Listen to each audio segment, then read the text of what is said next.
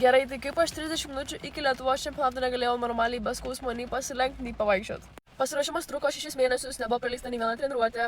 Varžybų dieną kėliausi 3 ryto, kelias buvo 3 valandos iki Mažeikių. Tikrai nestresavau, pradėjom krauti angliavandenius, aš ramiai sėdėjau ant kėdės, treneris pasakė, kad už 15 minučių aš galiu eiti apšilinėti. Ir tada aš tiesiog pajaučiau, lyg man kažkas su peiliu durtų į apatinę nugaros dalį ir aš atsistoju ir aš suprantu, kad aš nebegaliu pajudėti.